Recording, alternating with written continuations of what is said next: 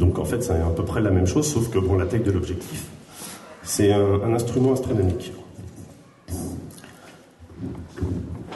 Donc pour le planétaire, on peut commencer avec un matériel assez basique. Il y a beaucoup moins de contraintes au niveau conditions du ciel, suivi. Je ne vais pas toutes vous les détailler, les contraintes je les ferai après.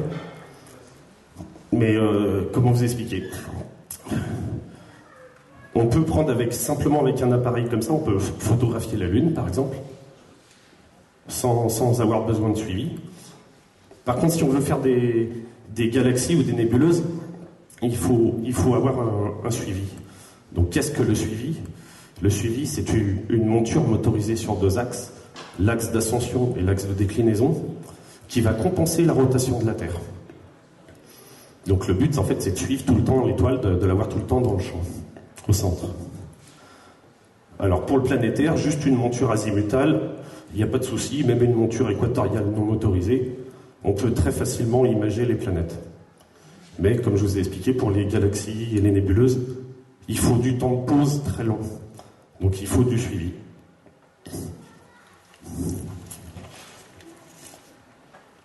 Donc voilà, comme j'ai expliqué, pour le ciel profond, tout ce qui est ciel profond, vous pouvez aller voir plus tard sur mon stand, il y a une monture motorisée.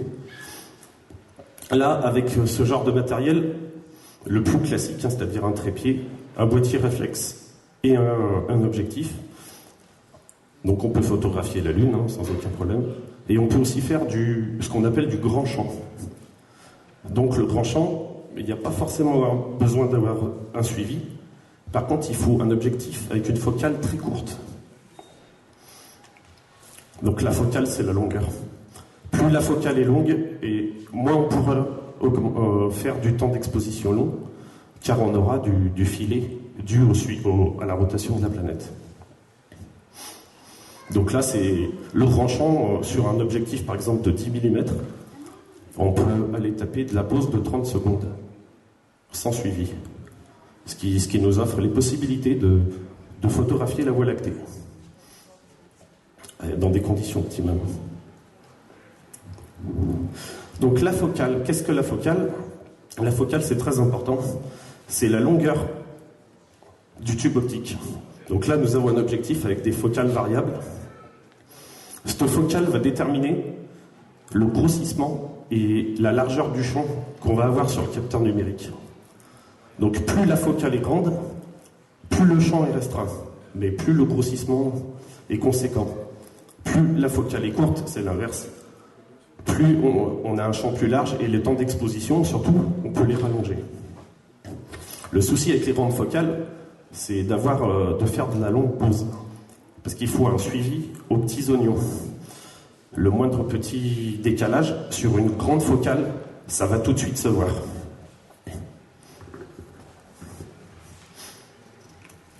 Donc donc là, vous avez le grand champ. Je vous ai expliqué un petit peu le planétaire. Je vais revenir un peu sur le planétaire. C'est un petit peu ma spécialité, j'avoue. Le ciel profond, je suis vraiment débutant. Donc le planétaire, je vous ai expliqué, on peut le faire avec ma toute première technique que j'ai citée, en afocale. Ensuite, on peut le faire avec un réflexe au foyer, sur un télescope de type Max Outhoff, par exemple, ou Schmidt-Cassegrain, qui ont des focales énormes. Et il faut un miroir assez conséquent aussi pour récolter beaucoup de lumière. Forcément, plus on grossit, plus on va perdre de la luminosité. Donc pour compenser ça, il faut un miroir qui collecte beaucoup de photons. Par exemple, avec la lunette, le planétaire, c'est possible, mais il y a très peu de grossissement. La Lune, par exemple, va tenir dans le champ total du capteur.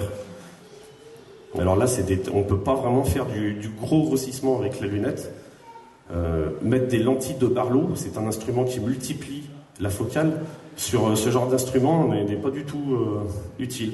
On perd trop en luminosité et en signal.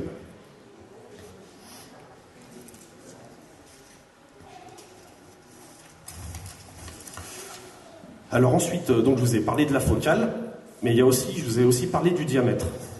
Et c'est ce qu'on appelle le rapport focale-diamètre. Alors le rapport focale-diamètre va déterminer quel genre de pratique on va pouvoir faire. Alors je vais résumer vite fait. De FD1, parce que FD0 ça n'existe pas, à FD5, on va être dans ce qu'on appelle du grand champ. Ensuite, de FD5 à peu près à FD10, on va être dans la polyvalence, qui va être plutôt destinée au ciel profond quand même. Alors ensuite, à partir de FD10 jusqu'à FD30, là on va aller chercher du planétaire très, très gros, en très gros grossissement. Donc comme je vous ai expliqué, la longueur est toujours tributaire du diamètre. C'est une notion la plus importante dans le choix d'un appareil, d'un instrument optique.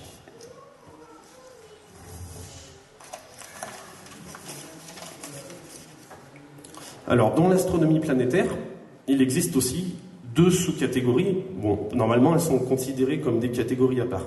Bon, on va parler de l'astrophotographie solaire et l'astrophotographie lunaire.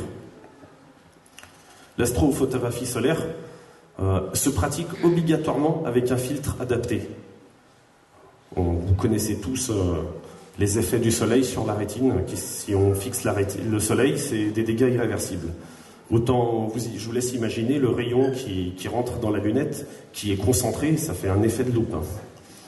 Donc sans le filtre, déjà on détériore le matériel et on détériore aussi l'œil. Alors pour le solaire, justement, il faut absolument ce filtre. Et on va aussi conseiller une grosse focale. La focale idéale, le rapport FD idéal, c'est FD10.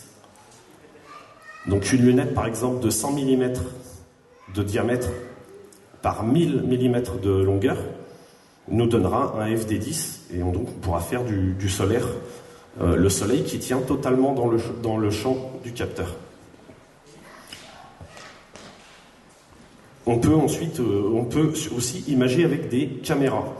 Alors il existe des webcams, donc les webcams c'est pour débuter, c'est très bien, ça donne déjà les notions. Ensuite, on peut passer à la CMOS. Donc la CMOS, c'est une caméra un peu plus évoluée qui fait des images en haute résolution.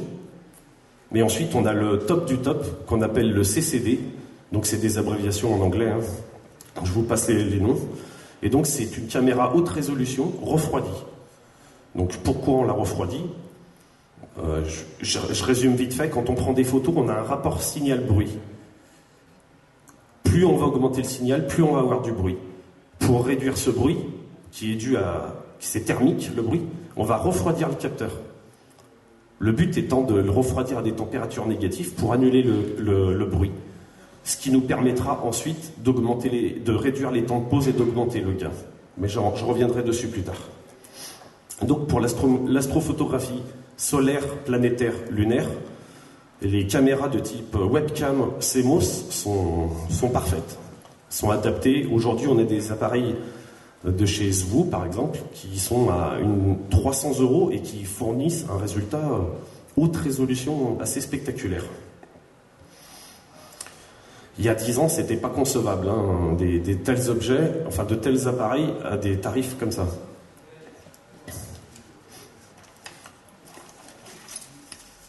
Donc je vous ai parlé d'astrophotographie solaire, où il faut un filtre particulier qu'on va mettre devant. La plupart du temps, il y a des filtres tout faits qui sont vendus. On peut aussi les fabriquer. Donc il faut un travail rigoureux. Il ne faut pas abîmer la feuille, il ne faut pas qu'il y ait d'endroits où le soleil puisse passer. Donc l'astrophotographie lunaire, je vous en ai parlé rapidement. Donc je vais résumer, on peut le faire avec un boîtier simple et un objectif 300 mm par exemple, c'est pas mal déjà, on a un beau soleil au milieu du capteur. Ensuite, si on veut faire de la tache solaire, donc ça c'est très intéressant la tache solaire, on va utiliser plutôt une caméra CMOS qui va nous fournir un grossissement assez conséquent.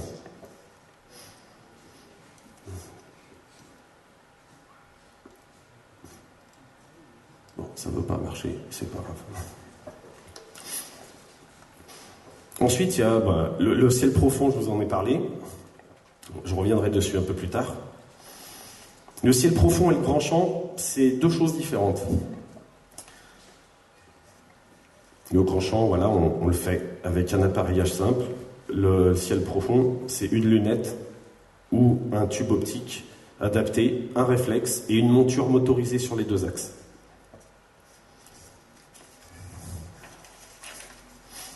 Alors il y a plusieurs étapes une fois qu'on a tout le matériel. Alors ça peut paraître complexe au début, l'astrophotographie. Je vous rassure, c'est abordable et ça va vite. La preuve, moi j'ai commencé il n'y a pas très longtemps, et vous pourrez venir voir les clichés. C'est accessible à tous. Par contre, ça demande un petit peu de rigueur et un petit peu de technique.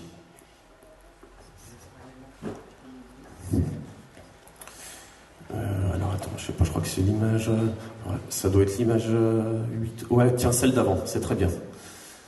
Donc voilà, là vous avez l'exemple de... Donc là, il y a la monture motorisée sur les 2 axes. Donc là, il y a 2 setups différents. Là, vous avez un setup planétaire. Vous avez un setup planétaire, donc tube grosse focale, et là un setup ciel profond. Donc là, c'est un petit peu plus complexe. Il y a un système d'autoguidage. J'en parlerai vite fait parce que c'est compliqué, je ne vais pas m'éterniser dessus.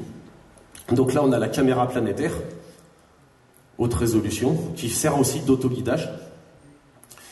Mais on peut aussi la modifier et on peut faire du ciel profond. On peut faire un montage maison, ça existe si on est bricoleur, pour la refroidir. Donc là, on a la roue à filtre. Donc il y a plusieurs filtres pour avoir les planètes en couleur. Luminance, rouge, vert et bleu. C'est plus pratique d'avoir une roue à filtre pour les faire tourner. Parce que là, sinon, à chaque fois, il faut démonter et le mettre sur la caméra. Donc ensuite, une fois qu'on a le matériel, il y a des notions qu'il faut qu'on connaisse. C'est une notion d'acquisition. Donc l'acquisition, ça se fait, je vais essayer de vous montrer comme ça. Il veut bien s'allumer.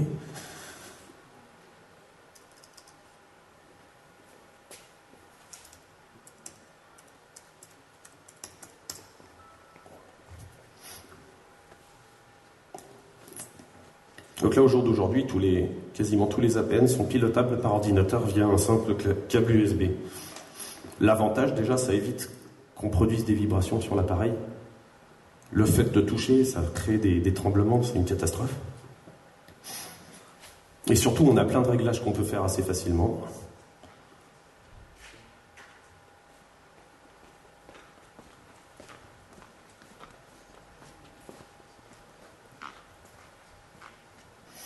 Donc voilà, là c'est un exemple.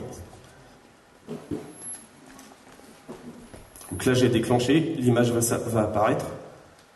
C'est là qu'on va pouvoir parler d'acquisition, de mise au point et compagnie. Donc voilà, quand on commence en astrophotographie, on n'y connaît pas trop, on fait une première photo, et la photo est floue, ou la photo est surexposée. Donc là, déjà il faut avoir des notions de mise au point. C'est comme sur tous vos appareils.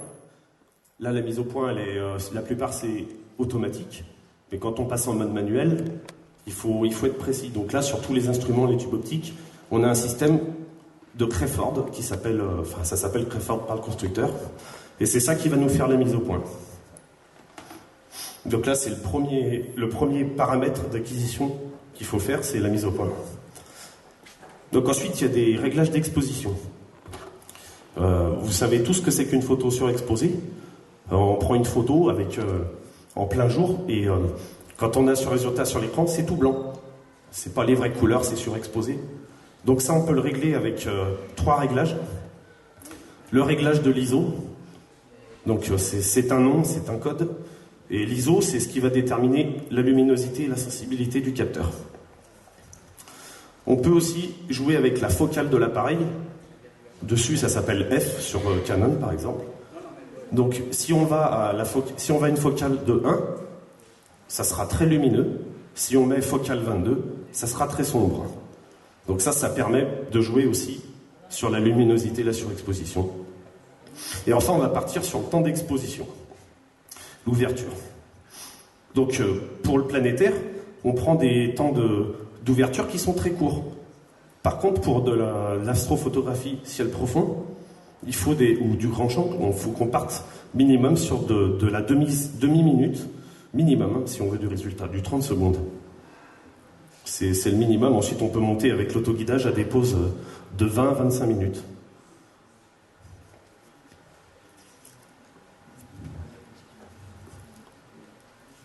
Ouais, on va passer à autre chose.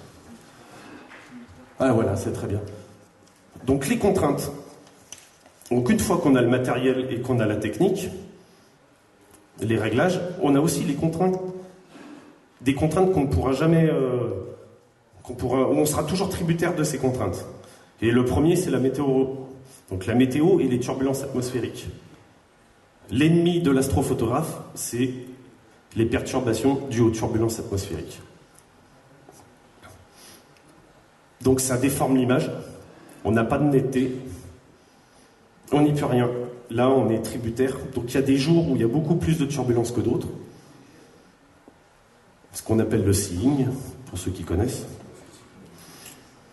Donc un taux d'humidité élevé, c'est pareil, c'est un ennemi, ça va induire beaucoup de buée. On va être obligé de mettre des dispositifs anti-buée qui vont alourdir un petit peu le matériel. On a les rafales de vent qui font tout trembler. La température négative, c'est plus un problème pour l'individu que le matériel. Le matériel supporte bien les températures négatives. L'être humain, c'est pas pareil. Donc le but, c'est quand on veut faire de l'astrophotographie ciel profond, c'est déjà une information météorologique, une information géographique de l'endroit où est-ce qu'on va être, si ça va être en altitude, on va avoir beaucoup de vent, tandis que là, est-ce qu'on va être à l'abri du vent? Donc ça, c'est un premier paramètre. Ensuite, un deuxième paramètre qui est un vrai fléau aujourd'hui en France, et dans la plupart des pays, c'est ce qu'on appelle la pollution lumineuse. Alors la pollution lumineuse, c'est tous les éclairages publics qui nous offrent au jour d'aujourd'hui en France un ciel très rarement noir. Il faut aller dans les Hautes-Alpes, dans le Jura, dans le Massif central aussi, il y a des endroits où c'est noir et dans les Pyrénées. Donc tout ce qui est à peu près en altitude.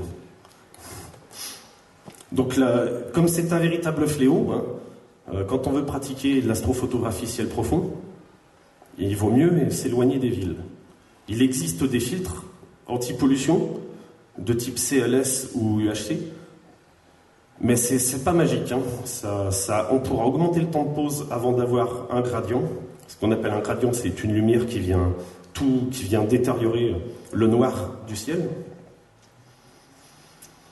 Donc on a beau avoir des filtres, moi j'ai testé en plein cœur, je suis de la région lyonnaise, je suis de Lyon. J'ai voulu essayer du ciel profond en ville avec des filtres adaptés. On ne peut pas dépasser 1 minute 30 de pause. Donc 1 minute 30, ça réduit les objets. Ensuite, on a des contraintes qui s'appellent logistiques.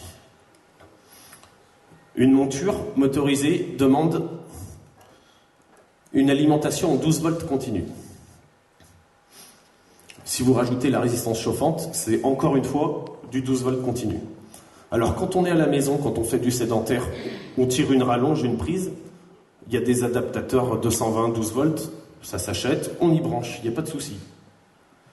Mais quand on veut faire, moi j'ai pas de chance par exemple, je peux pas faire de ciel profond à cause des éclairages qu'il y a là. Donc je vais faire ce qui s'appelle du nomade. Donc je vais déplacer mon appareillage dans un endroit adapté. Donc il va falloir que je fournisse du 12 volts. Donc il faut penser à l'alimentation. On va partir sur de la batterie de moto ou de voiture. Il vaut mieux partir sur de la batterie de voiture. Il y a des accessoires qui sont vendus, mais qui sont quand même assez onéreux. Bon, si on est un petit peu bricoleur, une batterie de voiture d'occasion, un petit coffret, une prise allume-cigare. Et on a une batterie... Moi j'ai une autonomie, par exemple avec la 70 ampères, j'ai encore jamais réussi, en faisant 12 heures de veillée, à descendre la batterie. Alors pareil, forcément, je vais parler du froid. Donc là, c'était l'année dernière. C'était en début de veillée. On était à moins 3 bits, on a fini à moins 9 degrés. Alors le matériel, il n'y a pas de souci, il gèle, mais il est encore vivant. Par contre, les individus, on reste debout des heures. On n'est pas très actif, donc il faut bien penser aussi à un équipement hivernal pour l'individu. Et bien sûr, il faut aussi prévoir de la restauration, parce que dans le froid, on mange les calories très très vite. L'année dernière, j'ai perdu 4 kilos en faisant, déjà que je ne suis pas épais, j'ai perdu 4 kilos en un mois d'hivernage. Donc... Ensuite, après, il y a un autre aspect qui vient dans le matériel, c'est ce qu'on appelle l'encombrement et la facilité de montage.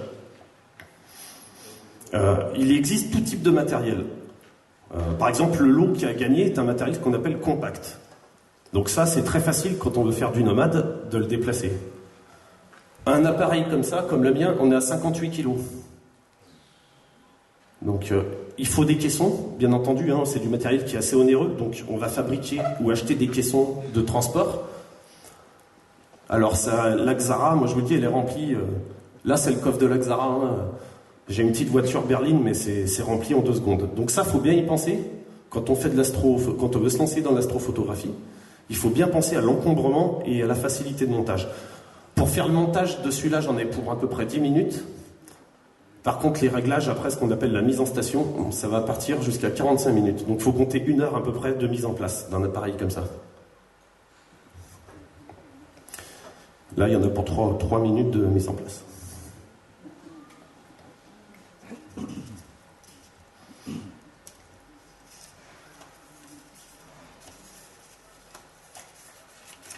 Alors on va partir aussi, je vais vous donner quelques petites notions de caractéristiques optiques.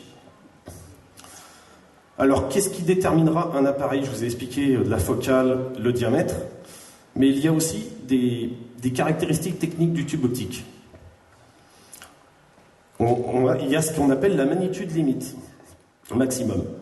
Alors dans le ciel, on a des étoiles de référence qui ont des magnitudes 10, 12, et après on part dans des objets qui sont beaucoup moins lumineux, comme Pluton par exemple, la magnitude 14,9. Si on achète une lunette qui a une magnitude maximum de 10, on pourra voir des objets de magnitude 12, mais les objets de magnitude 15, on ne les verra pas. Donc ça va déterminer le taux de luminosité qu'on va pouvoir capter. Ensuite, on a ce qu'on appelle le grossissement utile. Sur cet appareil-là, le grossissement utile, c'est maximum 76 fois.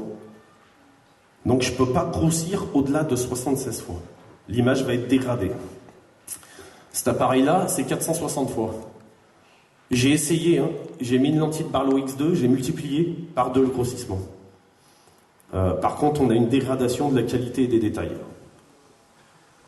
Donc ça aussi, ça détermine, le grossissement utile détermine beaucoup. Ensuite, on a la clarté.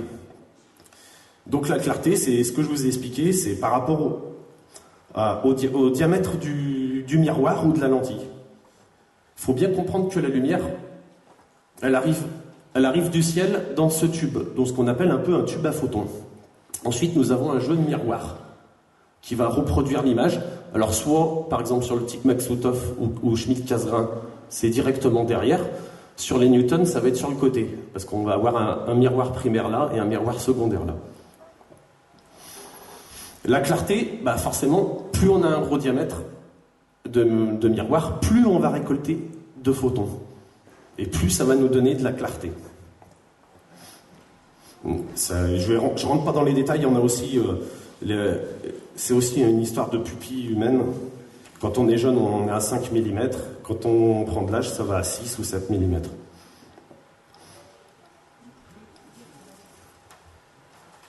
Voilà, c'est ça. Donc là, c'est vraiment du... Moi, je suis amateur. Je ne vais pas m'étendre là-dessus. C'est des calculs. Hein, Normalement, quand on achète un instrument, le fournisseur nous donne tout ce qu'il faut. C'est assez compréhensible. Il suffit de poser les bonnes questions ou de lire dans les caractéristiques techniques. On trouve les informations qu'il nous faut. Quelques notions de base d'imagerie. Donc, l'imagerie, on va parler d'une valeur qui s'appelle l'arc seconde par pixel. C'est un mot barbare. Alors, en fait, un degré, c'est divisé en 60 minutes d'arc, qui sont elles-mêmes divisées en 60 secondes d'arc. C'est une mesure de distance en imagerie. Ensuite, on a l'échantillonnage. Donc, l'échantillonnage, c'est un mot barbare. Ça représente la portion angulaire du ciel vue par un pixel ou un capteur CCD. Il dépend de deux paramètres, c'est la dimension du pixel et la focale de l'instrument. Et c'est ça qu'on exprime, ce rapport, ça s'exprime en secondes d'arc par pixel. Alors il ne faut pas confondre l'échantillonnage et la résolution, c'est des notions très différentes. Qu'est-ce que je pourrais vous donner comme exemple? La caméra zoom. Non, non. Après, je crois que c'est après. Voilà, c'est très bien. Non, c'est le début, c'est pas grave. Il me faudrait juste une photo avec le Mac et la zoom. Voilà, ou sur la lunette. Bon, on va partir sur la lunette. J'étais parti sur quoi? Bon, ben c'est pas grave, j'ai oublié de la mettre. Donc là, vite fait, je résume. Je reviens en arrière. Donc là, c'est ce qu'on appelle le ciel profond. Donc là, on a 2 galaxies. Donc là, j'ai utilisé la lunette, qui est une courte focale, 480 mm, avec un diamètre de 80 mm. Ça nous donne un rapport FD de 5,6, ce qui est idéal pour avoir du grand champ. Déjà, ce qu'on appelle du grand champ. C'est pas vraiment du grand champ, mais on a plusieurs choses. Là, on peut voir qu'il y a 1, 2, 3, 4 galaxies. Celle où il y a le Mac. Voilà. Alors là, voilà. Différence. On a une grande focale. Le tube, c'est trompeur. Le tube est court, mais c'est comme s'il mesurait 2,70 m. Avec à 180 mm de diamètre en miroir, on a un rapport FD de 15. Donc forcément, là, je peux faire surtout du planétaire. Si je voulais faire une galaxie, j'aurais que le bulbe. Je n'aurais pas la galaxie en entier. Donc l'échantillonnage, voilà. Là, on a un bel exemple d'échantillonnage. Il existe plusieurs caméras avec des tailles de pixels différentes. Ça va de 8 microns jusqu'à 2,75 microns. Plus on va dans des pixels petits, plus il va falloir une focale grande. Donc ce qu'on appelle l'échantillonnage, on va acheter une caméra. Si on prend, par exemple, là on a 2700 mm de focale, l'idéal, ça serait des pixels de 3,75 microns. Les fabricants de caméras nous offrent tout un panel de pixels différents. Justement, ils nous offrent selon l'appareillage, on peut mettre ce qu'on veut. Mais il faut bien calculer l'échantillonnage. Donc là, la caméra qui m'a permis de faire des photos en haute résolution avait un échantillonnage de 2700 mm en focale. C'est ce qu'il fallait. Donc moi, j'ai eu de la chance. J'avais 2700 mm de focale. Donc la caméra, l'échantillonnage est parfait. J'arrive à avoir la qualité qui est bien reproduite. Alors si l'échantillonnage est mauvais, on va avoir une perte de détail, une perte de luminosité, ou à l'inverse, beaucoup trop de luminosité.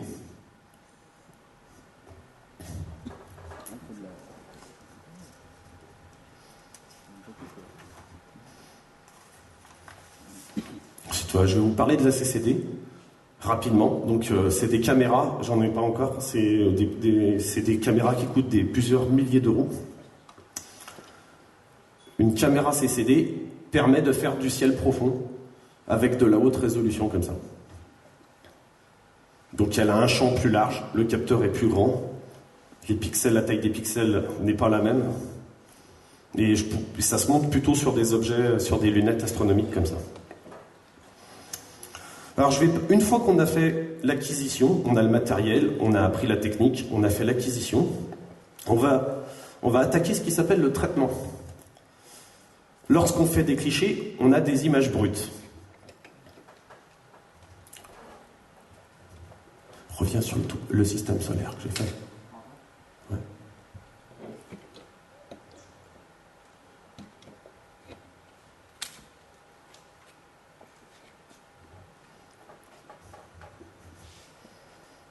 Voilà. Alors, là, c'est un petit montage photo que j'ai fait avec toutes les planètes, sauf Pluton et la Terre, bien entendu, ces deux, j'ai pas pu les voir. Et la Terre, c'est très dur. J'ai essayé d'envoyer l'appareil photo en l'air, j'ai pas eu de résultat. Il marche plus l'appareil photo.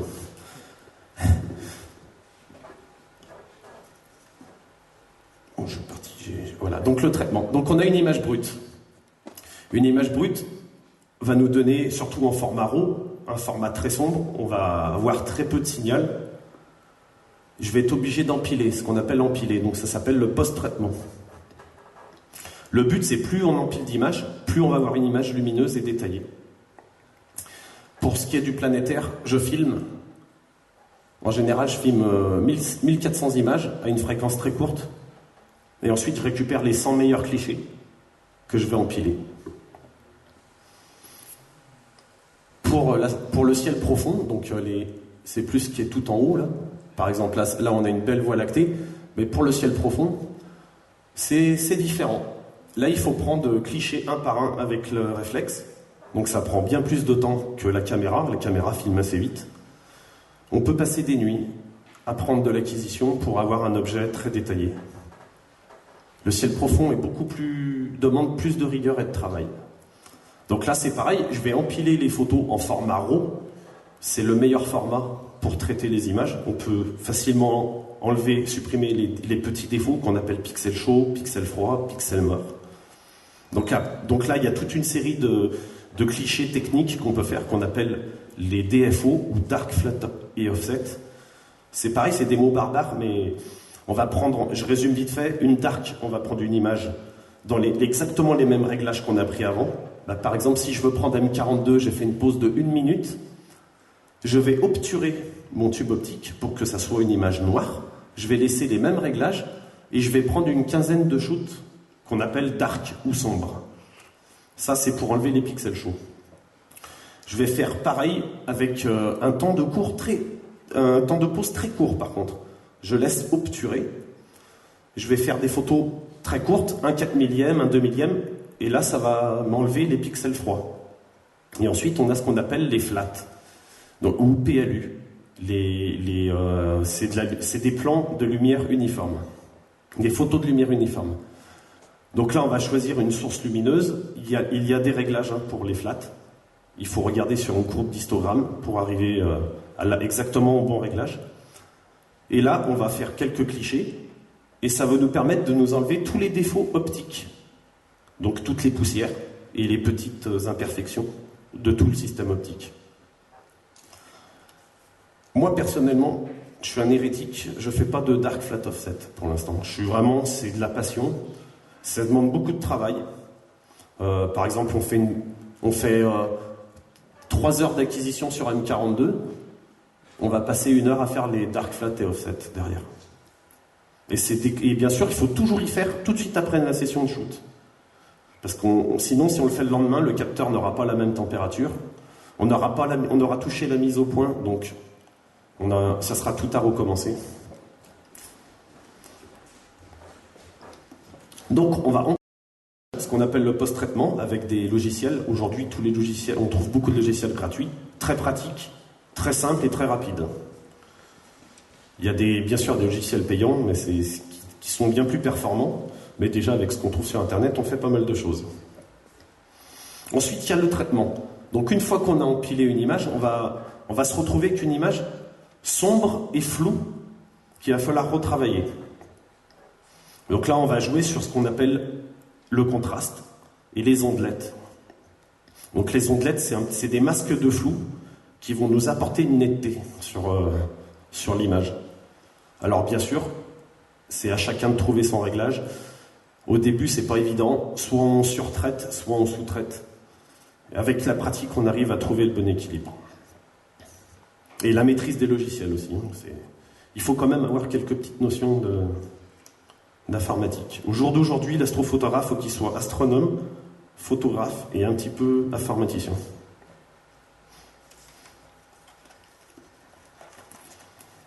Donc voilà, pour conclure rapidement, donc l'astrophotographie, c'est une discipline qui est formidable, surtout au niveau amateur. Il y a à peu près 20 ans, un appareil, une lunette comme ça, coûtait si je ne me trompe pas, ça coûtait presque dans les 10 000 francs, plus même. Et les prix ont été divisés par 2,5, grâce à l'arrivée de constructeurs comme Orion ou Skywatcher, c'est des chaînes chinoises, qui ont réduit les coûts. Pour la petite histoire, au début, Skywatcher avait du matériel, et vendait du matériel qui était pas bon. Ils vendaient aux Américains, et les Américains, eux, ils renvoient pas la pièce, ils veulent un remboursement sous 48 heures. Autant vous dire que ça leur a coûté la peau des fesses à Sintra. Du coup, ils ont mis la chaîne de montage qu'il faut, et c'est pour ça qu'aujourd'hui, on a la possibilité d'avoir de très bons tubes optiques à prix réduit. avant les années 2000, hein, c'était un bon setup, c'était 60 000 francs à peu près. Pour faire du planétaire, aujourd'hui, l'appareil que j'ai, moi, il coûte à peu près 15 000 francs. Donc vous voyez que les... Eh ben, je sais pas combien ça faisait en euros, avant l'euro, 60 000.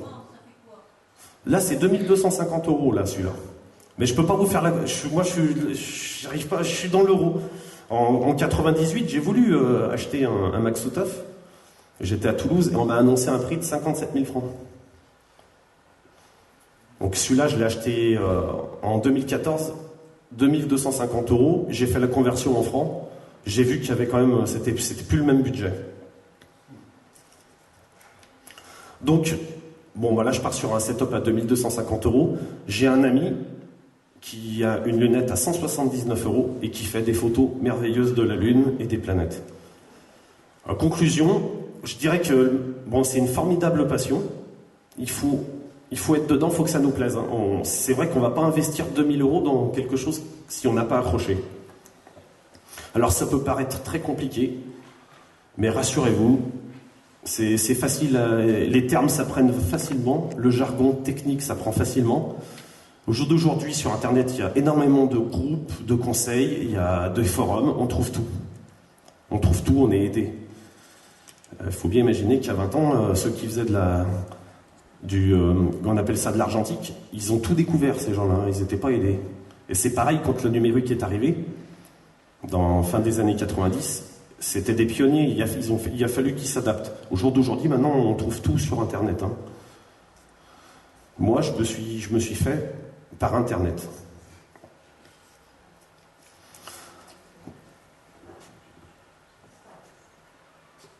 Donc voilà, si vous avez des questions maintenant... Ah non, je vais envoyer la vidéo. Je vais envoyer une petite vidéo.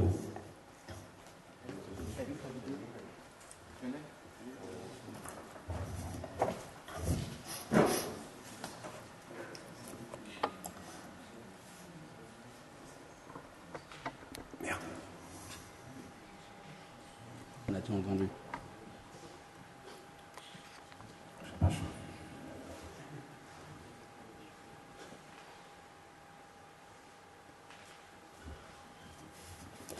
Là, je vais vous passer une petite vidéo.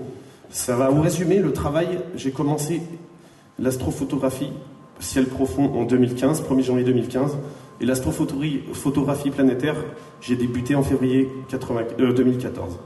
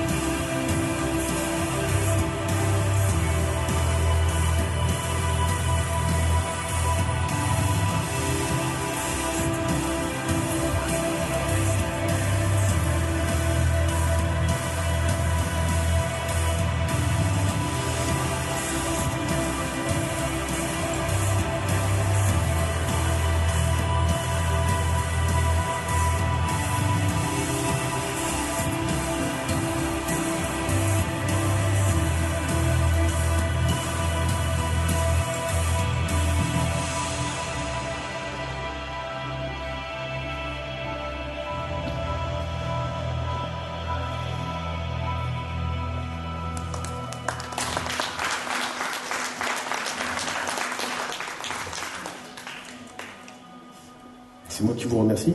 Si vous avez des questions, c'est le moment. Alors pareil pour les questions, par rapport à la caméra, c'est pas pour vous embêter, le micro. Je crois que là... Alors, je vais donc... pas de questions? Personne? Une question? Merci. Oui, Raymond, je sens la question. Oui, bonjour. Bonjour Lionel. Moi, j'aurais une question à te poser, tout simple. Une question vraiment très basique. Pourquoi fais-tu de l'astronomie et qu'est-ce qui t'a amené à cette passion? Parce que c'en est une, visiblement. J'ai toujours été émerveillé par... c'est une très bonne question. J'ai toujours été émerveillé par la splendeur de la voûte céleste.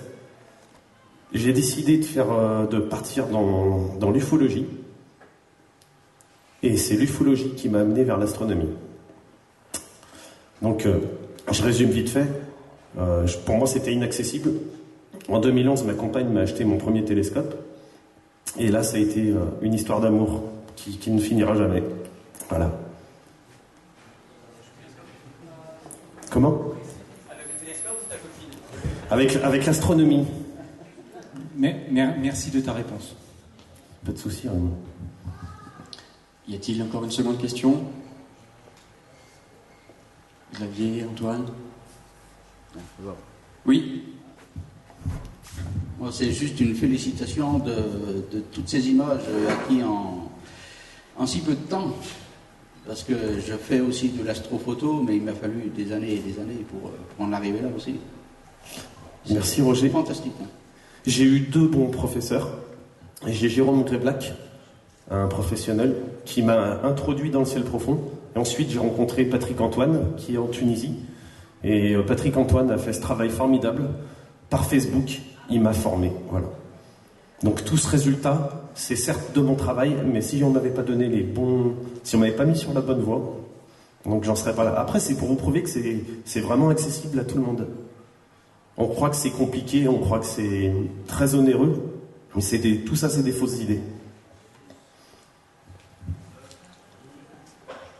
Oui. Ouais, moi aussi, c'est pareil. Je suis assez scotché de voir tout ça, surtout en si peu de temps. Et je sais que par le réseau Suricat, tu fais des cours aussi. Alors, est-ce qu'on peut retrouver en podcast, comme on dit, en podcast, oui, tous les cours que tu fais? Est-ce que c'est possible? Alors, c'est pas vraiment des cours, c'est des petits conseils que je donne à la fin d'émission. Je l'ai pas fait sur les 2 dernières parce que j'ai beaucoup travaillé sur le village.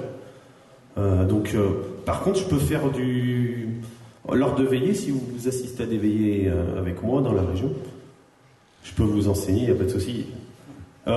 J'avoue que quand j'ai des demandes pour faire des cours et qu'il y a déjà des gens professionnels qui le font. Donc peut-être plus tard je me lancerai auto-entrepreneur dans les cours, mais bon. Mais par exemple, toi Guy, aucun souci, tu viens me choper en MP et tu as tous les conseils que tu veux. Au sein du réseau Opération Suricat, on a lancé maintenant depuis plusieurs mois une web radio avec un salon de discussion où Lionel fait très régulièrement des interventions pour répondre à toutes questions et conseils, donc en direct via un chat vocal et vidéo. Et on fait ça assez régulièrement, donc n'hésitez pas pour avoir les adresses, les informations. Sur notre site, vous avez toutes les informations et les dates de ces interventions dans notre web radio. Y a-t-il encore une question? Alors je vais conclure.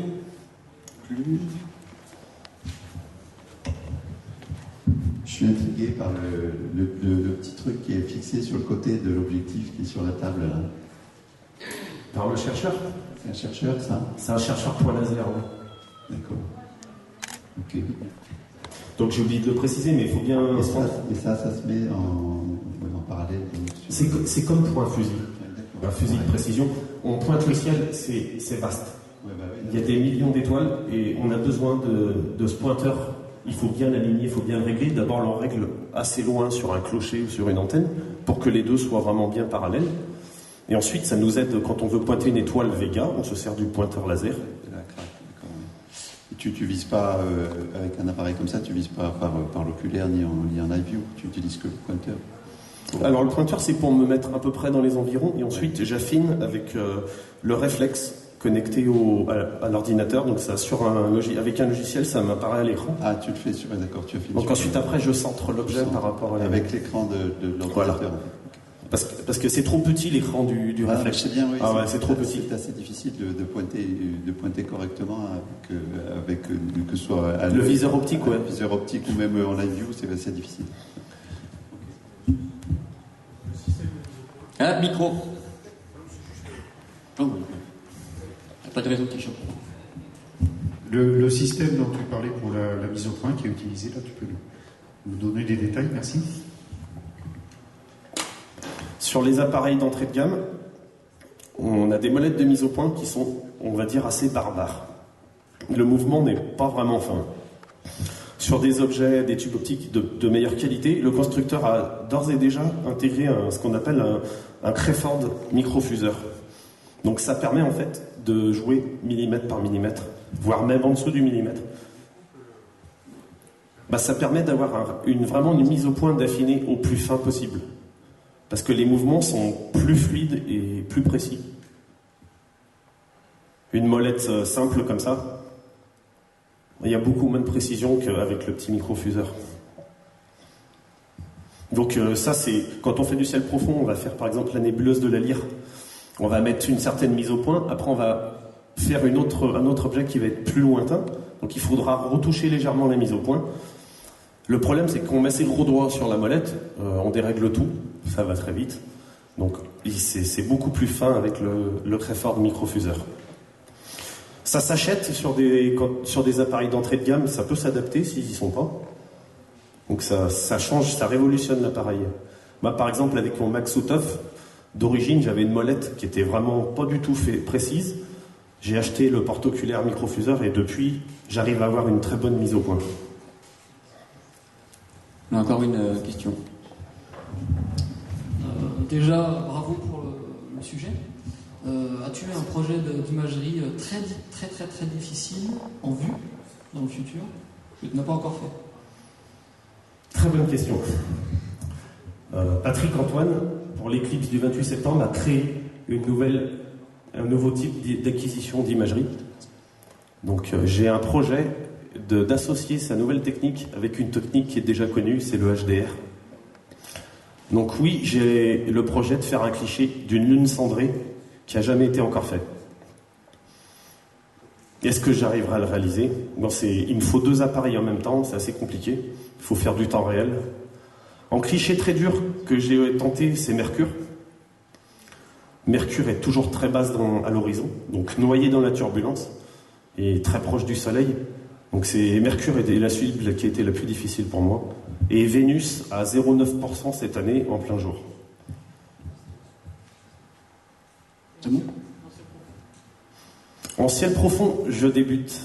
Donc toutes les cibles sont difficiles. On va se faire une dernière question et ensuite je conclurai avec une petite chose.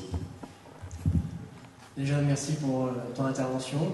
Parce que grâce à toi, tu m'as définitivement ouvert les yeux sur l'astrophotographie, que je vais me lancer quand j'aurai les moyens. Eh ben c'est parfait, j'ai atteint mon but alors.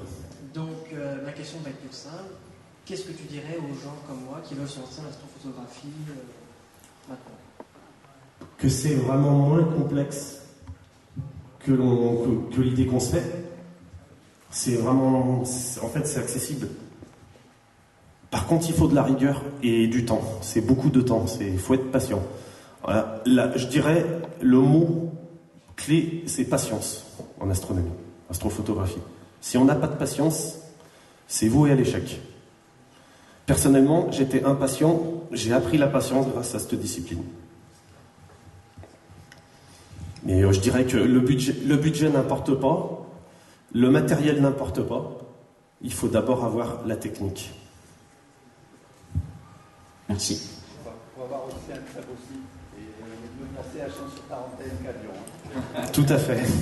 Ah ben ça c'est là la situation géographique elle joue énormément pour l'astrophotographie. Lio, tu es venu, tu as fait du trajet pour cette manifestation. Nous avons eu envie déjà de te donner un paquet de mouchoirs, de te remettre cette casquette. Oh là là. Officiellement. Les places sont chères, tu le sais, on refuse du monde. J'étais jaloux. Et on cherchait une personne comme toi, tu es venu vers nous, nous te remercions. Et c'est avec grand plaisir que nous t'accueillons, si tu le souhaites, au sein de l'équipe directrice du réseau Opération Suricat, et ce de manière officielle. C'est avec grande fierté que j'accepte ça, c'est avec un grand honneur. Je voudrais terminer, je voudrais dire qu'Opération Suricat, c'est eux qui m'ont fait. J'ai mis mon investissement, mais j'étais pas du tout sur cette voie-là. Au début, quand on s'est rencontrés sur le réseau, j'étais loin d'être dans cette optique-là. Vous m'avez donné envie de travailler pour vous et avec vous. Voilà. Merci à Opération Suricat. Merci. Mesdames, Mesdemoiselles, Messieurs, la prochaine conférence aura lieu donc de mémoire, 14h. On fera une petite vidéo qu'on essaiera de diffuser, qui sera soit un petit film sur le village. Si on arrive à diffuser cette vidéo sur les méprises du ciel, qui n'a pas fonctionné hier, on vous la diffuse. Et donc la prochaine conférence sera à 15h par Christophe Delannoy de notre association Réseau Opération Suricat, qui vous présentera les cercles Suricat, qui sont des cercles de veilleurs départementaux, et bien plus encore.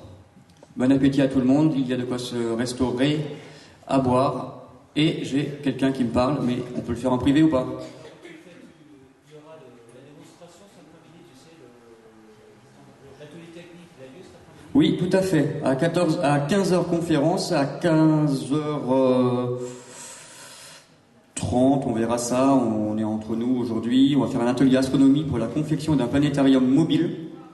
Il ne sera pas complet. Mais il ne sera pas complet. Donc on en reparle tout à l'heure quand on prendra le micro, entre 14 et 15h. Bon appétit tout le monde, merci d'être présent. Merci.